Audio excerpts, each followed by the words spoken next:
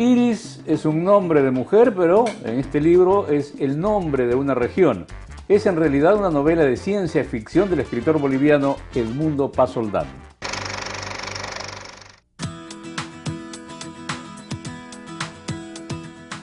Después de Los vivos y los muertos y Norte, en los que reflexiona acerca de la violencia en Estados Unidos tras el ataque a las Torres Gemelas, nadie o casi nadie se esperaba un experimento como este. Iris es una novela de ciencia ficción. Bueno, originalmente era una novela que continuaba con el proyecto de escribir sobre la violencia en los Estados Unidos. Quería escribir ahora sobre la violencia y la guerra. Había leído un reportaje sobre soldados psicópatas en Afganistán que me interesó mucho como idea para una novela, pero cuando comencé a hacer la investigación, comencé a leer libros de crónicas sobre Afganistán e Irak, me di cuenta que estaba un poco cansado de escribir novelas muy apegadas a los hechos reales. Y un amigo que me conoce, que sabía de mi interés por la ciencia ficción, me dijo, bromeando, medio en broma, medio en serio, me dijo, ¿por qué no ambientas la novela en Marte?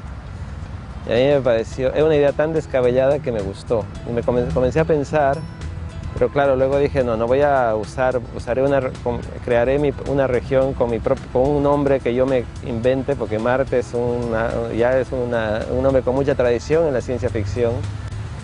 Así que decidí inventar Iris. Sé que está conectado con el anterior proyecto porque también son novelas de violencia.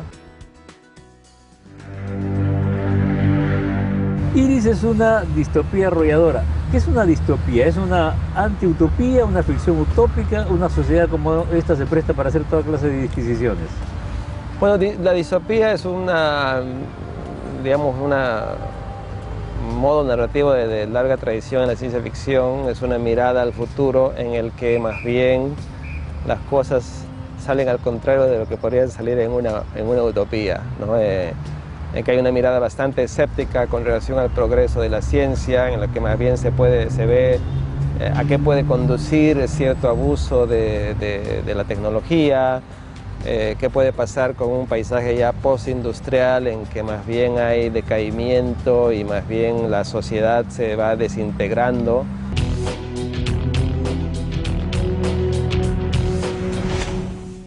Pero ¿por qué has escogido el nombre de Iris precisamente para darle nombre a esa región, a esa...? Yo quería un nombre que fuera muy sonoro y a la vez muy poético, muy corto, ¿no? Así que fuera un golpe como Iris, pero que tuviera poesía, ¿no? Y fue como el segundo nombre que se me ocurrió.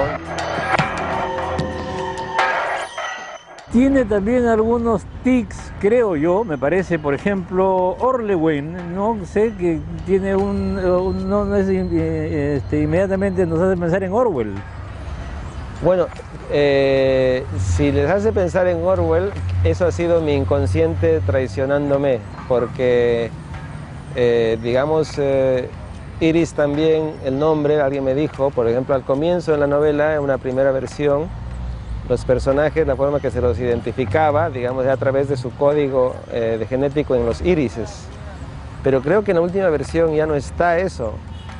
Pero un amigo que leyó un manuscrito inicial me decía, esta es la conexión, y yo tampoco fue consciente, pero una vez que comienzas a escribir, comienzan a aparecer así conexiones en tu cerebro, y claro, como Orwell es el autor de para mí una de las distopías clave del siglo XX, como 1984, seguramente lo tenía muy en mente cuando estaba escribiendo Iris. Aquí falta el gran hermano en Iris, ¿no? De hecho, en una primera versión había un gran hermano, o sea, todo lo que hacían, había cámaras que estaban siguiendo o escuchando, había drones que estaban siguiendo también a los personajes y escuchando y grabando y espiando. Pero luego me di cuenta que había un problema narrativo con eso, porque si había espías y gran hermano, entonces no había secretos, entonces no se podía conspirar contra el gobierno, y yo necesitaba que mi grupo del Orlewen y los que están tratando de sublevarse contra esta corporación que está explotando las minas pudieran conspirar, ¿no?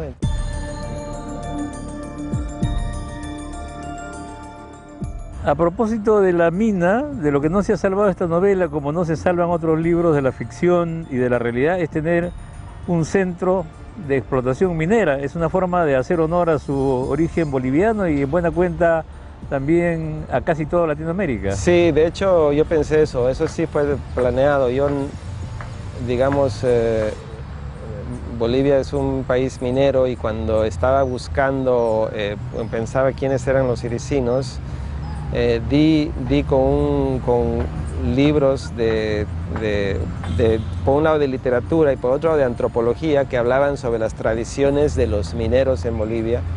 Y había una tradición que me fascinó, que es la del tío, que es una figura, una deidad que tienen los mineros en las minas, que junta el demonio, digamos, cristiano con otras figuras precristianas para crear a este personaje que es, por un lado, como protector, pero por otro lado es un ser demoníaco, ¿no? El tío es el personaje que habita, digamos, los mineros pueden creer en Dios en las afueras, pero cuando entran a la mina, el dios de la oscuridad, de la mina, de la profundidad de la mina, es el tío. En algunos casos es el dueño de la mina. El dueño de la mina, exactamente. Entonces, cuando yo leí un libro que se llamaba Los ministros del diablo, que hablaba justamente de esta tradición, y pensé, claro, es un lugar tan tóxico como Iris, la gente de ahí no podía creer en un dios simplemente benévolo, ¿no? Tenía que ser un dios que tuviera luz y tuviera oscuridad.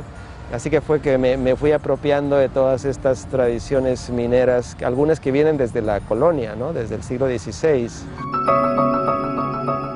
En ese panteón o ese Olimpo de las minas hay una serie de personajes mitológicos que tienen diferentes valores, ¿no? El tío es uno de ellos, el Janchancho he oído alguna vez, que es otro personaje. Hay toda una geografía casi de personajes ahí.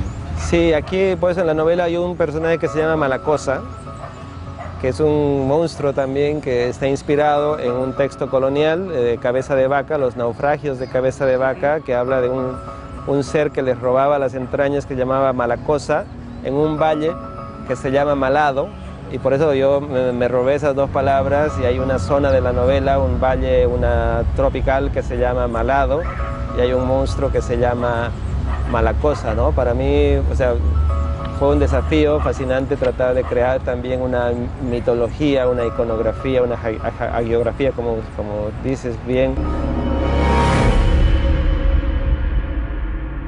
¿Cuáles son sus autores de ciencia ficción que de alguna manera lo han motivado, o que ha investigado, o que ha leído, o que ha tratado de vincularlos? Bueno, de los escritores que más me han ayudado para esta novela, digamos, en cuanto a la ciencia ficción latinoamericana, que es como un híbrido, porque mezcla literatura fantástica con ciencia ficción, y yo diría clave son los cuentos de Jorge Luis Borges, ¿no? Que están a medio camino entre un cuento como Tlön Uqbar Orbis Tertius, que está a medio camino entre la ciencia ficción y la literatura fantástica, y otros más tradicionales de género que son anglosajones, como Philip Dick, que tiene esta cosa muy paranoica que me gusta mucho, que es un escritor que trabajaba con ciertos fantasmas de la Guerra Fría, y un escritor inglés, J.G. Ballard, que hablaba de paisajes postindustriales, del decaimiento de una sociedad con un gran avance tecnológico y con mucha presencia de los medios, ¿no? Ese tipo de paisaje de decadencia de Ballard me ayudó mucho, sobre todo para la arquitectura de esta novela. ¿Eso quiere decir que está contento con el resultado? Por lo menos es una cosa que me ha desafiado tanto que me he quedado en Iris. Estoy escribiendo ahora cuentos ambientados en Iris. De alguna forma, antes de que este mundo pueda interesar a los lectores, te tiene que interesar a ti. Así que yo estoy fascinado explorando los vericuetos de Iris. Gracias. Muchísimas gracias a ti. Gracias. Lo dicho, Iris no es un nombre de mujer, sino una región, y a sus habitantes les llaman irisinos. Vamos a la pausa y de regreso volveremos con Fernando Iwasaki.